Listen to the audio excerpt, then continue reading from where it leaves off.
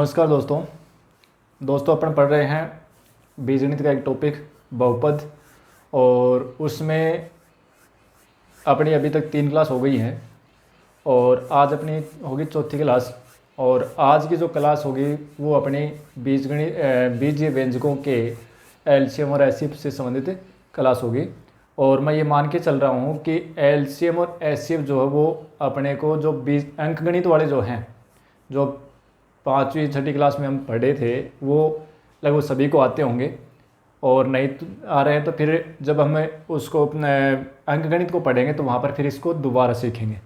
ठीक है, तो आज की जो क्लास होगी वो अपनी केवल बीजगणितीय व्यंजकों के लिए है, एलसीएम और एचसीएफ याद करना। और फिर इससे 2 व्यंजकों के लिए एलसीएम और एचसीएफ और दोनों व्यंजकों में आपस में संबंध जो है वो अपन पढ़ेंगे।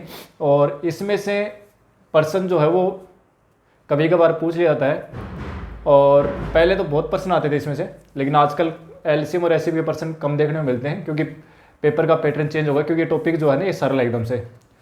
तो दोस्तों अपने आज जो ये पढ़ने वाले हैं तो बहुत ही ध्यान से पढ़ना है, ईजी सा कंसेप्ट है, बिल्कुल आसानी से समझ में आ जाएगा। और साथ में बहुपद की अपनी चौथी क्लास है, तो बहुपद अगर पढ़ना है तो सारा शुरू से लेकर के और लास्ट तक जो है वो सारी क्लासें देखें। सबसे पहले कोई भी कंसेप्ट शुरू करें तो अपने चैनल के ऊपर सभी जो भी पढ़ाया है, यानी अपने मैथमेटिक्स के जो भी टॉपिक हमने पढ़े हैं अभी तक, उन सभी की प्लेलिस्ट बनी हुई है। और प्लेलिस्ट के अंदर सारे एक साथ सारे वीडियो हैं अपने चैनल पर, आप प्लेलिस्ट देखिए। और प्लेलिस्ट के अंदर प्रत्येक जो क्लास है उसको सीरियल वाइज देखिए, पर कोई भी टॉपिक पढ़ना उसे सीरियल वाइज देखिए। सीरियल वाइज देखेंगे तो अच्छे से वो समझ में आएगा। ठीक है, तो अब भी अपना जो बीजगणित ये जो बीजीय व्यंजकों के एलसीएम और एचसीएफ जो है ये अपन पढ़ेंगे। तो इससे पहले आपको 3 क्लासें ये देखनी है, ठीक है, ताकि अपने को पता चले कि बीजीय व्यंजक क्या है और फिर बहुपद हम किसको कह रहे हैं। और यहाँ पर जो मैंने लिखा कि बीजीय व्यंजक और बहुपद दोनों लिखे हैं, ठीक है, दोनों में क्या डिफरेंस है ये अपन चर्चा पहले कर चुके हैं। ठीक है, तो अब देखो आगे आज हम शुरू करते हैं। अपना जो टॉपिक है वो है बीजीय व्यंजकों के एलसीएम और एचसीएफ। ठीक है, तो देखो बीजीय व्यंजक और बहुपद जो इनमें डिफरेंस है ये अपन पहली क्लास में बात कर चुके हैं कि बहुपद किस चीज़ को बोलते थे। ठीक है ना, तो बहुपद जो है उसको हम बीजीय व्यंजक तो कह सकते हैं, लेकिन सभी बीजीय व्यंजक जो है ना वो बहुपद नहीं होंगे। बहुपद के लिए कुछ स्पेशल कंडीशन थी, वो अपने वहाँ पढ़ी थी। ठीक है, तो अब देखो बीजीय व्यंजकों के ऊपर चर्चा करें, फिर अपन बीजीय व्यंजकों से हम एंट्री कर जाएंगे बहुपद के अंदर। ठीक है, तो बीजीय व्यंजकों में एलसीएम और एचसीएफ की बात करें तो देखो मैं एग्जांपल लिख रहा हूँ, क्वेश्चन से शुरू करते हैं अपन। बहुत ही सिंपल है, कोई ज़्यादा कठिन है नहीं। ठीक है, जैसे मान लो कि अपने पास ये आ गया कि 24x² y/z, और दूसरा जो आपके पास पद है वो है 6xy²z, और तीसरा अपना है 8xyz²। ये 3 अपने को बीजगणितीय पद दे रखे हैं, एक ये हो गया, एक ये हो गया और एक ये हो गया। ठीक है, यानी बीजीय व्यंजक हैं ये। ठीक है, अब इनके अपने को निकालने हैं। एलसीएम भी पूछा है और इसका एचसीएफ पूछा है कि इसका एलसीएम क्या होगा और एचसीएफ क्या होगा। एलसीएम व एचसीएफ दोनों ही पूछे हैं। ठीक है, अब अपने को ध्यान देना है, मैं क्या बता रहा हूँ इस चीज़ को ध्यान से सुनना है कि एलसीएम कैसे निकालेंगे और एचसीएफ कैसे निकालेंगे। सबसे पहले जितने भी आपको व्यंजक दे रखे हैं, जितने भी पद दे रखे हैं, उनके अंदर जो कांस्टेंट राशियां हैं, अचर संख्याएं जो हैं, उनको आप निकालेंगे। 24, 6 और 8, 24, 6 और 8, इनका आप एलसीएम और एचसीएफ निकालेंगे। तो पहले मैं एलसीएम लिख रहा हूँ, तो इनका एलसीएम जब निकालेंगे तो एलसीएम इसका कितना आएगा, 24 आएगा। ठीक है, निकालने का तरीका सभी को पता है। ठीक है, फिर भी मैं थोड़ा सा एक बार नहीं पता थोड़ा सा हल्का सा बता देता हूँ, फिर बाकी तो छोटी छोटी संख्याओं के अंदर हम एलसीएम सीधे पकड़ जाते हैं। तो जैसे इसमें सबसे पहले 2 का भाग दोगे तो 12, 3, 4, फिर 2 का भाग दोगे 6, 3, 2, फिर 2 का भाग दोगे 3, 3, 1, फिर 3 का भाग दोगे 1, 1 और 1। ठीक है, तो 2 दूनी 4, 4 दूनी 8, 8 3 24, तो ये एलसीएम कितना आएगा, 24 आएगा। छोटी क्लासों में सीख क्या है ये चीज़ है ना। तो इन संख्या को एलसीएम आ गया 24। ठीक है, तो सबसे पहले तो जो अपने पास अचर राशियां जो है, जो संख्याएं दे रखी हैं, उनका एलसीएम लिखेंगे। ठीक है, उसके बाद में चलेंगे चर के पास में। चर देखो ये सबसे पहले अपन एक्स पकड़ते हैं, एक्स की घात यहाँ 2 है, यहाँ 1 है, यहाँ 1 है। घातों के ऊपर सारा काम होगा। एलसीएम में हमेशा बड़ी घात ली जाएगी और एचसीएफ में हमेशा छोटी घात ली जाएगी। ठीक है, तो एलसीएम में बड़ी घात लेनी है, एक्स की घात यहाँ 2 है, यहाँ 1 है, यहाँ 1 है, तो बड़ी घात लेनी है।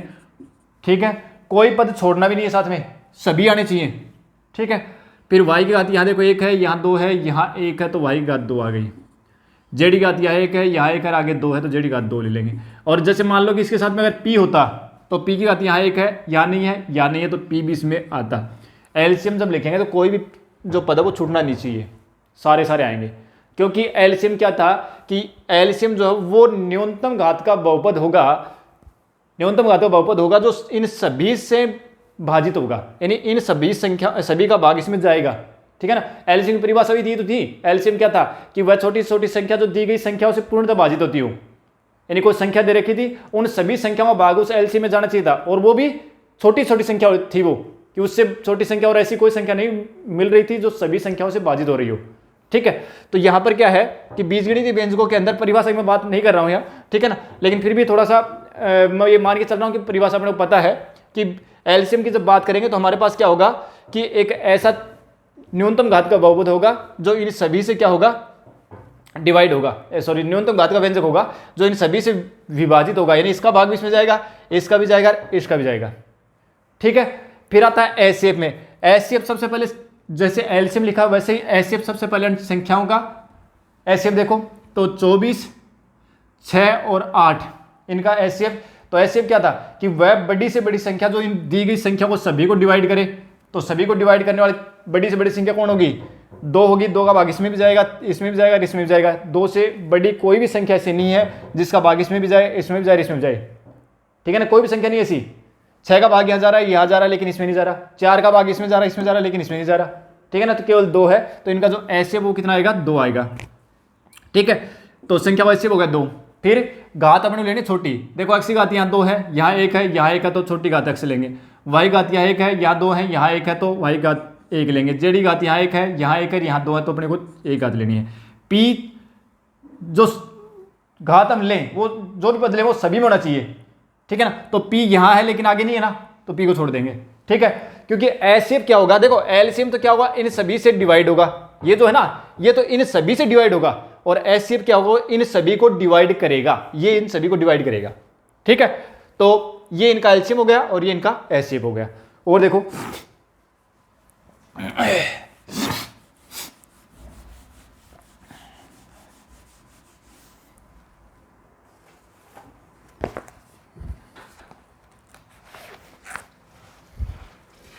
देखो जैसे एक क्वेश्चन लिख रहा हूँ मैं, हाँ क्वेश्चन सेकंड लिख रहा हूँ मैं कि भाई ये अपना है 18 6x की घात 4 प्लस x की घात 3 और माइनस एक्स स्क्वायर और 45 2x की घात 6 प्लस 3x की घात 5 और प्लस x की घात 4। ठीक है, और इनका निकालना अपने को एलसीएम और एचसीएफ। अब देखो उनमें तो क्या था कि एक्स वाई जेड वो गुणा में थे सारे। ठीक है ना, इनमें देखो 1 2 3 3 घात का बहुपद आ गए, ये 3 घात का सॉरी 3 पदों का बहुपद हो गया। ठीक है, 3 पद है इसमें और इसमें भी 3 पद है। ठीक है ना, घात तो ये तो हो गया 4 घात का, ये हो गया 6 घात का बहुपद। ठीक है, ये पहली क्लास में बात कर चुके हैं अपन, शुरू की जो क्लास है ना उसमें बात कर चुके हैं कितने घात कर क्या है ये। ठीक है, अब देखो 18 पहले इसको थोड़ा सोल्व करते हैं। 18 और इसमें से कुछ कॉमन आ रहा है क्या इन तीनों पदों में, एक्स की घात 4 3 2, तो एक्स स्क्वायर कॉमन आ रहा है, तो ये हो जाएगा 2x स्क्वायर और प्लस एक्स और माइनस 1 45 और इनमें से कुछ कॉमन आ रहा गया, एक्स की घात 4 कॉमन आएगा तो 2x square plus 3x plus का 1। ठीक है, अब ये बन गए अपने द्विघात बहुपद, दोनों ही द्विघात बहुपद बन गए। इनको सोल्व करना है, ये अपन पीछे करके आए हैं, इनका गुणनखंड करने हैं। ठीक है, तो पहले तीसरे पद को गुणा करो, 2 गुणा माइनस 1 माइनस के 2 आएंगे, इसका मतलब बीच वाला पद जो है वो घटाने पर आएगा, तो 2 के ऐसे गुणनखंड करो कि उनको आपस में घटाए तो एक आ जाए, तो 2 गुणा 1 ही होगा, तो 2x स्क्वायर, ये प्लस है तो प्लस लिखो, फिर 2 पहले लिखेंगे, फिर घटाना है तो विपरीत चिन्ह, x और माइनस 1। इसी प्रकार से 45x⁴ इसमें भी आ जाओ, पहले और तीसरे पद को गुणा करो, 2 एकम 2 प्लस का आ रहा है, जोड़ने पर आएगा तो 2 और 1 3 बन जाएंगे, तो 2x² plus 2x plus x और प्लस 1। ये मैं पढ़ा चुका हूँ पिछली क्लास में, ठीक है। अब बनाओ दो जोड़े, 18x², 2x कॉमन आएगा तो x प्लस 1 माइनस 1 कॉमन आएगा तो x प्लस 1, और 45x⁴ इसमें से भी 2x कॉमन आएगा तो x प्लस 1, और आगे से प्लस 1 कॉमन आएगा तो x प्लस 1, ठीक है। 18x² और इनमें क्या होगा, x प्लस 1 दोनों में कॉमन है ना, इनमें कॉमन है तो यहाँ बच गया 2x माइनस 1, और ये हो गया 45x⁴ और x प्लस 1 और 2x प्लस 1, ठीक है। अब लिखना अपने को एलसीएम। एलसीएम लिखेंगे तो क्या करना, सबसे पहले 18 और 45 का एलसीएम लिखो संख्याओं का, ठीक है। तो इसका अगर एलसीएम लिखोगे ना तो ये कितना आ जाएगा, 9 पंजो 45 और 90, ये तो आएगा 90, ठीक है ना। तरीका मैंने बता दिया था कैसे निकालना है। x⁴ देखो यहाँ 2 हैं, यहाँ 4 हैं, ये सारे गुणा में ना भैया, ये जो पूरा एक व्यंजक था और इसके कर दिए गुणनखंड, ठीक है। अब इन गुणनखंडों में चलिए, आप x⁴ यहाँ 2 है, यहाँ 4 है, तो बड़ी घात लेनी पड़ेगी एलसीएम में। फिर x प्लस 1 यहाँ पर है, यहाँ पर भी है, दोनों जगह घात एक ही है तो x प्लस 1 ही आ जाएगा, ये घात आ जाएगी। 2x माइनस 1 यहाँ है, यहाँ नहीं है, ठीक है ना। इसका मतलब 2x माइनस 1 जो है ये एक जगह ही है, लेकिन एलसीएम में कोई भी पद छोड़ना नहीं है, सारे पद लेने हैं। तो ये 2x माइनस 1 भी आएगा, तो इसके तो सारे आ गए ना। अब इसमें चलो देखो, ये भी आ गया, ये भी आ गया, ये भी आ गया, लेकिन ये बच गया ना, 2x प्लस 1 यहाँ है लेकिन यहाँ नहीं है, तो ये भी लेना पड़ेगा 2x प्लस 1, ठीक है। ये आ गया एलसीएम। अब देखो एचसीएफ। एचसीएफ में देखो, एचसीएफ में क्या था, सबसे पहले संख्याओं का एचसीएफ लिखो, तो 9 वह बड़ी से बड़ी संख्या होगी जो 18 को भी डिवाइड करेगी, 45 को डिवाइड करेगी। तरीका बता रखा है, ठीक है ना। 18 को लिखेंगे क्या, 2 गुणा 3 गुणा 3, और 45 के गुणनखंड लिखोगे आप 3 गुणा 3 गुणा 5। अब इनमें से जो कॉमन है वो ले लो, ठीक है। तो 3 गुणा 3 यानी कि 9, ठीक है। वैसे और भी विधियाँ हैं एलसीएम एचसीएफ निकालने की, तो ये आ जाएगा 9। फिर बड़ी घात, एचसीएफ में छोटी घात लेंगे, एलसीएम में बड़ी घात, एचसीएफ में छोटी घात, तो साथ में वो सभी पदों में होनी भी चाहिए, ठीक है। तो x² यहाँ है, x की घात यहाँ 4 है, ठीक है ना। यहाँ 2x की घात यहाँ 4 है, छोटी घात लेनी है। x प्लस 1 यहाँ पर भी है, यहाँ पर भी है, घात दोनों जगह 1 है तो ये भी लेना पड़ेगा, ठीक है। 2x माइनस 1 यहाँ है लेकिन यहाँ नहीं है, नहीं लेंगे। 2x प्लस 1 यहाँ पर है, यहाँ नहीं है तो ये भी नहीं लेंगे। तो ये तो हो गया इसका एलसीएम और ये हो गया इसका एचसीएफ, ठीक है। तो ये अपना एलसीएम और एचसीएफ का कंसेप्ट। और देखो क्वेश्चन और करते हैं, पहले एक क्वेश्चन और करते हैं। अब देखो इसमें क्या है कि एक तो अपने को गुणनखंड जो है ना वो आने चाहिए, और उसके बाद में इनके एलसीएम और एचसीएफ निकल जाएंगे। और देखो एक क्वेश्चन और कर रहे हैं अपन। क्वेश्चन अपना ये है, क्वेश्चन नंबर 3 अपना, x² minus 7x plus 12, x² minus 10x plus 21, और x² प्लस 2x माइनस 15, ठीक है।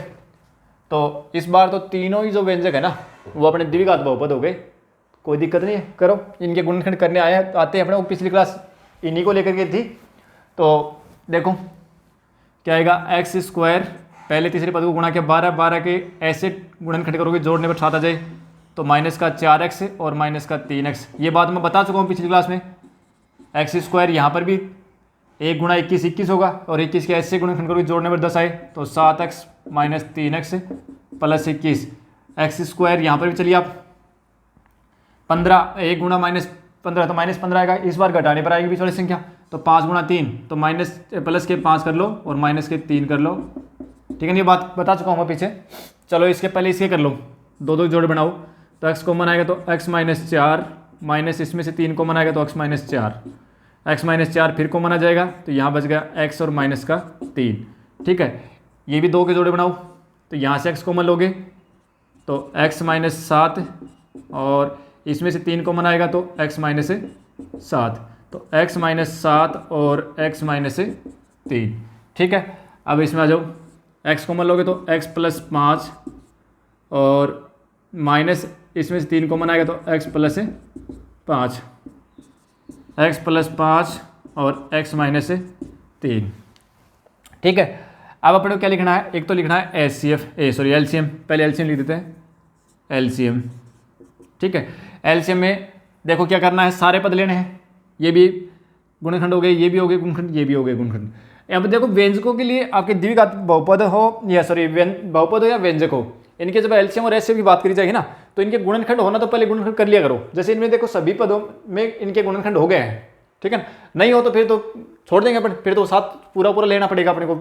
ठीक है, तो देखो इनमें सभी में गुणनखंड हो गए, तो लिखो x माइनस 4 यहाँ पर है, आगे है क्या कहीं, इसमें तो है लेकिन इसमें नहीं है, इसमें नहीं है, लेकिन एलसीएम में अपने को छोड़ना नहीं है, सारे लेने हैं, हो गया।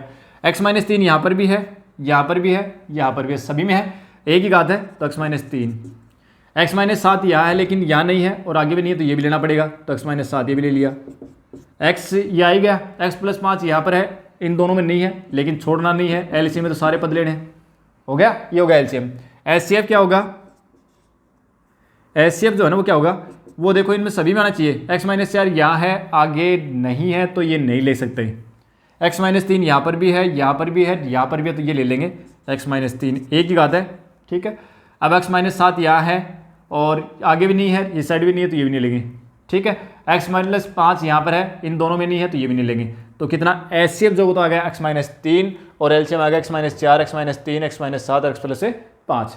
ठीक है, ये अपना एलसीएम और एचसीएफ से संबंधित कुछ क्वेश्चन अपने किए हैं। अब देखो पर्टिकुलर दो व्यंजकों के लिए, और यही प्रश्न जो है ना ये पूछा जाता ज़्यादा, कि उसमें भी आता है अपने जो अर्थमेटिक जो हम पढ़ेंगे ना, उसमें भी इस टाइप के प्रश्न एग्जाम में पूछे जाते हैं, और अपने जो अलजेब्रा के लिहाज से भी पूछे जाते हैं। तो देखो क्या है कि यूएक्स एक तो अपना जो बीजगणितीय व्यंजक जो है, एक तो यूएक्स है, दूसरा अपना वीएक्स, एक यूएक्स और एक वीएक्स। ठीक है ना, ये मतलब एक्स का बहुपद होगा, ये भी एक्स का बहुपद है। हालांकि यहाँ पर बहुपद ना हो करके अगर ये बीजगणितीय व्यंजक दे रखे हो ना तो भी कोई दिक्कत नहीं है। ठीक है ना, अब इनके दोनों के हमने निकाले एलसीएम, दो ही है ये। ठीक है, दो व्यंजक लेने अपने को। ठीक है ना, 3 के लिए नहीं है चीज़ ये जो मैं लिख रहा हूँ, ये केवल दो व्यंजकों के लिए, यानी यूएक्स और वीएक्स दो व्यंजक हैं, इनके अपन ने एलसीएम निकाले और एचसीएफ निकाला, एलसीएम भी निकाल लिया इसका और एचसीएफ भी निकाल लिया। ठीक है, दोनों चीज़ निकाल ली और फिर हमने दोनों को किया गुणा। ये जो गुणनफल आएगा ना वो इन दोनों व्यंजकों के गुणनफल के बराबर आएगा। ठीक है, तो ये चीज़ अपने को एक रिलेशन याद रखना है कि भी दो व्यंजकों का जो गुणनफल है वो उनके एलसीएम और एचसीएफ के गुणनफल के बराबर होगा। ठीक है ना, दो व्यंजकों का जो गुणनफल है वो उनके एलसीएम और एचसीएफ के गुणनफल के बराबर आएगा। ठीक है ना, ये कंडीशन अपने को याद रखनी है। ठीक है, तो देखो अब मैं ऐसा एक प्रश्न बता रहा हूं आपको, और वो प्रश्न क्या है, अपना क्वेश्चन देखो, क्वेश्चन अपना चौथा क्वेश्चन कर रहे हैं अपन, और वो क्वेश्चन ये है,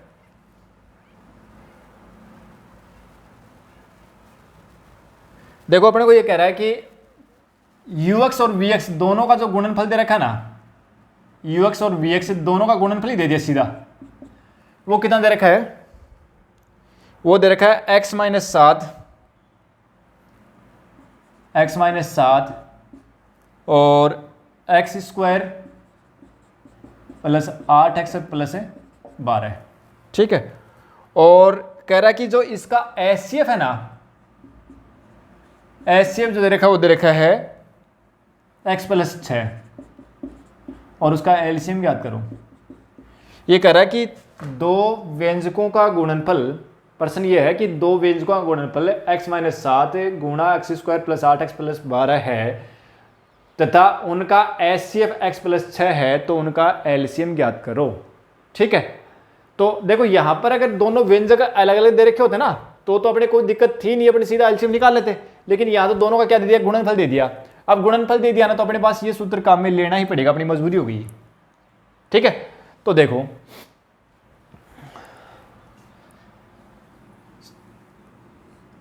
क्या दे रखा अपने को, यूएक्स और वीएक्स दे रखा है ना, यानी दोनों का जो गुणनफल वो दे रखा है x माइनस 7 और एक्स स्क्वायर प्लस 8x से प्लस 12 ये दे रखा है। पहले इसके गुणनखंड कर लो। देखो ये जो द्विघात बहुपद दे रखा है इसके गुणनखंड कर लेंगे। ये अपन पिछली क्लास में सीख के आए हैं।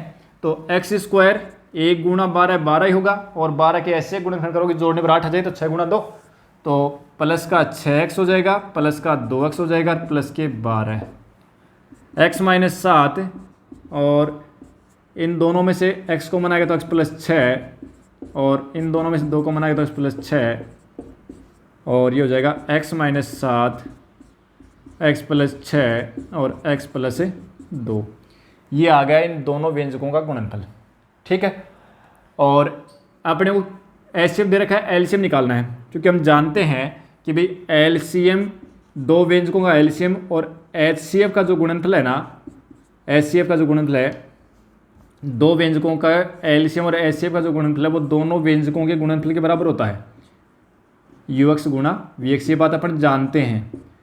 तो एलसीएम कितना है एलसीएम तो अपने को ज्ञात करना है ना, तो एलसीएम तो अपने को निकालना है, और एचसीएफ कितना है x प्लस 6 है, और यूएक्स और वीएक्स का जो गुणनफल है वो अपने निकाल रखा है रहा, x माइनस 7 और x प्लस 6 और x प्लस 2।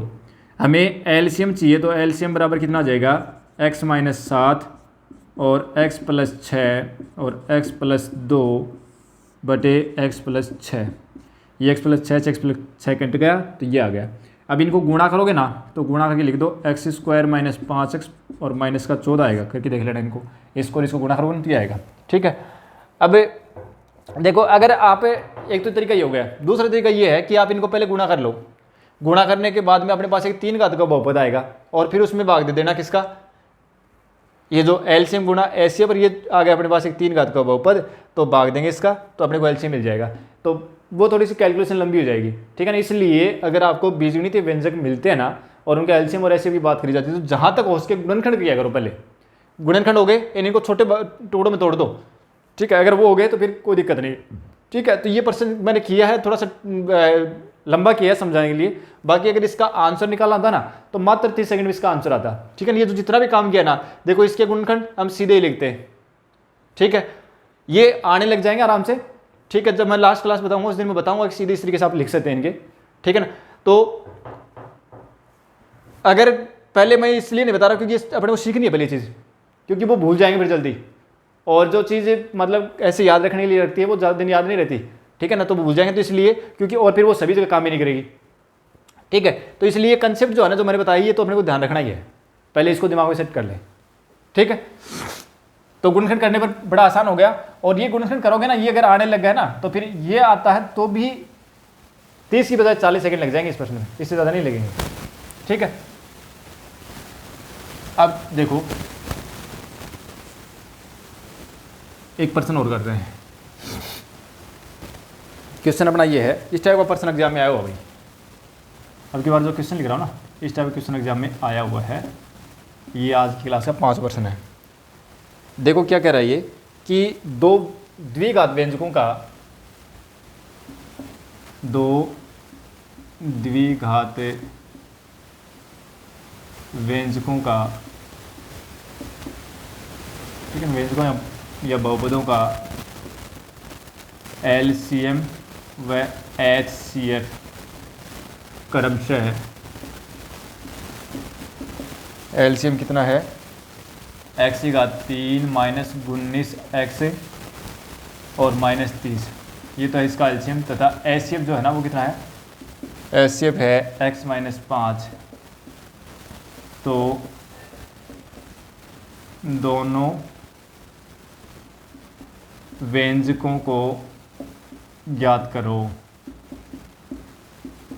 ठीक है, अभी मैंने बताया था कि 4 चीज़ हो गई है, एलसीएम एचसीएफ और 2 व्यंजक, इनमें से कोई 3 देगा, चौथा निकालना है। इससे पहले वाला क्वेश्चन किया था उसमें ऐसा ही था कि 3 दे रखे थे, चौथा निकालना था। यहाँ पर तो 2 ही दे रखे हैं और 2 पूछ लिए। ठीक है, तो कोई दिक्कत नहीं है इसमें, अगर 2 पूछे तो अगले ने एक बात दे रखी है, और वो देखो ये दे रखी है, बस यही नोट करने वाली चीज़ थी इसमें।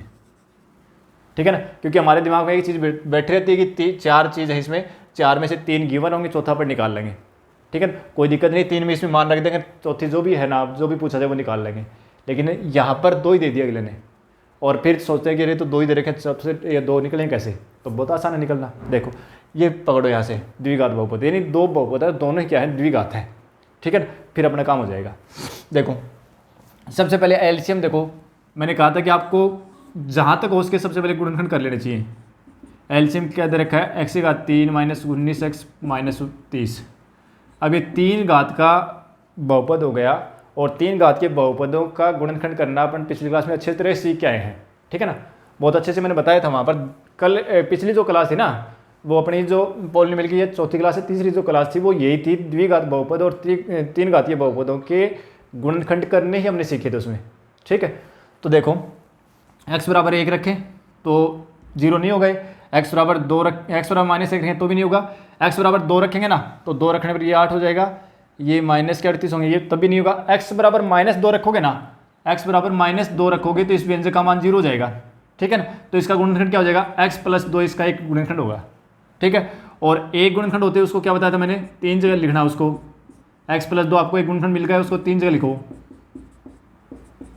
और फिर ये ऊपर वाला बनाना है, तो इसको कितने से गुणा करेंगे, x की घात 3 बन जाए x² से, तो x की घात 3 हो गया। अब ये 2x² बनेगा ना, साथ में 2x² भी तो बन रहा है। अब 2x² बन रहा, ऊपर 2x² है नहीं, तो इसको हटाना पड़ेगा। ये हटेगा कब, जब माइनस के 2x² आए, और माइनस के 2x² कब आएंगे, जब यहाँ एक तो माइनस हो और एक 2 हो और एक x हो, 2x -2x को अगर x से गुणा करो तो माइनस के 2x² आ जाएंगे।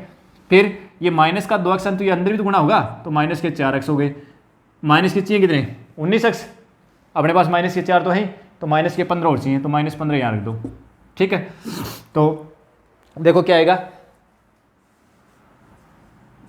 x + 2 और x² - 2x - 15, x + 2 और करो इसके गुणनखंड, तो क्या आ जाएगा, वही पहला द्विघात बहुपद हो गए, ठीक है। तो पहले तीसरे पद को गुणा करो, -15 आएगा, घटाने पर 20 वाला पद आएगा, तो 5 × 3, 5 में 3 घटाओ 2 आ जाएंगे, तो x² - के 5x प्लस के 3x और माइनस के 15, x + 2 और यहाँ से x कॉमन आएगा तो x - 5 हो गया, आगे से 3 कॉमन आएगा तो x - 5 हो गया, ठीक है। x + 2 और x - 5 और x + 3, ये आ गया अपना एलसीएम। और एचसीएफ कितना है, एचसीएफ जो है वो कितना है, वो है x - 5, ठीक है। अब देखो द्विघात बहुपद, द्विघात बहुपद क्या कहते हैं अपने, क्या मान रहे थे उनको, ux और vx थे ना, ux और vx। तो अपने को पता है कि भाई ux और vx जो है ना, इन दोनों को गुणा करें तो क्या आएगा, एलसीएम गुणा एचसीएफ, ये तो था ना। एलसीएम कितना है, x + 2 और x - 5 और x + 3 और ये एचसीएफ x - 5 है। अब अपने को लिखना है ux लिखना है तो, और एक लिखना है vx, और दोनों में एक कंडीशन दे दी कि दोनों द्विघात हैं, ठीक है ना, मतलब x की घात 2 आएंगी। अब देखो इसमें 4 पद हैं, ध्यान से देखें तो ये नीचे 4 पद हैं, और चारों में से कोई भी 2 अगर गुणा करेंगे ना तो घात 2 का पद बहुपद मिल जाएगा। यानी अगर ये 2 ले लें तो x² का पद आ रहा है ना, और ये कह रहा है कि द्विघात पद आएगा वो, ठीक है ना। तो देखो ये और ये ले लें तो काम चल जाएगा, ठीक है ना, चाहे ये और बार वाले ले लें तो भी चल जाएगा, चाहे ये और ये ले लें, ये ले लें तो भी चल जाएगा, लेकिन नहीं चलेगा, ठीक है ना। क्यों, क्योंकि देखो ये बात तो सही है कि लेने 2 ही हैं, लेकिन ध्यान रखना है कि ये और ये लेकर के एक तो ये बना दें और फिर ये दोनों लेकर के एक बना दें, गलत हो जाएगा, ठीक है ना। क्यों हो जाएगा, क्योंकि अपने को क्या कह रहा है कि एचसीएफ कितना है, x - 5 है, x - 5 है, इसका मतलब ये दोनों व्यंजकों में x - 5 तो दोनों व्यंजकों में कॉमन है, एचसीएफ तो कॉमन होता है ना, तो एचसीएफ तो दोनों हमें कॉमन है, इसका मतलब x - 5 तो दोनों में लेना पड़ेगा, तो x - 5 ux में भी लेना पड़ेगा, x - 5 vx में भी लेना पड़ेगा। आगे ना दोनों ये, अब ये 2 बचे हैं ना, इन दोनों कौन से में लिख दो, तो x + 2 तो लिख दो ऊपर वाले में और x + 3 लिख दो नीचे वाले में, ठीक है। अब इनको गुणा करोगे ना तो गुणा करके लिख दो, ये तो आएगा x² माइनस का 3x और माइनस के 10, ये आएंगे x² माइनस के 2x और माइनस के 15। तो देखो द्विघात बहुपद पूछा था, देखो द्विघात बहुपद आ रहा है, ठीक है ना। तो ये अपने बस गलती होने की संभावना बस वो केवल यही है, ठीक है ना। पहली बात तो ये है कि हमारे यहीं से अगर अच्छी तरीके से ऐसे पसंद नहीं किया ना तो दिमाग ख़राब यही से हो जाएगा कि हम तो ये जानते हैं इसमें तो 2 3 दिए होंगे, एक चौथा निकालना होगा, लेकिन इसमें तो क्या दे दिए, केवल 2 ही दे रखे हैं, ठीक है ना। लेकिन देखो यहाँ पर ये द्विघात बहुपद नाम देने से अपना काम आसान हो गया। अगर ये नहीं देता ना तब फिर दिक्कत आती, ठीक है ना। फिर क्या होता दिक्कत, क्या फिर उसमें क्या होता कि हम ये करते कि एक तो ये बना देते, एक ये बना देते, 2 तरीके बनते, एक तो ये बन जाता, ठीक है ना, एक जोड़ा ये बन जाता और एक जोड़ा ये बना रखा ये बन जाता, जो भी निकाला ये, ठीक है ना। लेकिन यहाँ द्विघात बहुपद दे रखा है, इसलिए हमारे पास द्विघात बहुपद ही आएंगे। और उसके अंदर तरीका मैंने बता दिया, सबसे पहले आप एलसीएम जो दे रखा है उसके गुणनखंड करें, ठीक है। और फिर एलसीएम और एचसीएफ का गुणनफल जो दोनों व्यंजकों के गुणनफल के बराबर आएगा, इनको बराबर रख के, और x-5 है वो तो इनका एचसीएफ वो तो दोनों में आएगा ही, ठीक है। अब बच गए 2 ये शेष, इन दोनों को आप कौन से साथ भी लिख दो, एक को ऊपर वाले साथ लिख दो, एक को नीचे वाले से, यानी एक को यूएक्स के साथ लिख दो और एक को वीएक्स के साथ लिख दो, ठीक है। तो ये अपना एक छोटा सा टॉपिक था एलसीएम और एचसीएफ से संबंधित। आशा करता हूँ कि सभी के समझ में आ गया होगा, क्योंकि ज़्यादा कठिन ये है नहीं, ठीक है। मिलते हैं अगली क्लास में, थैंक यू।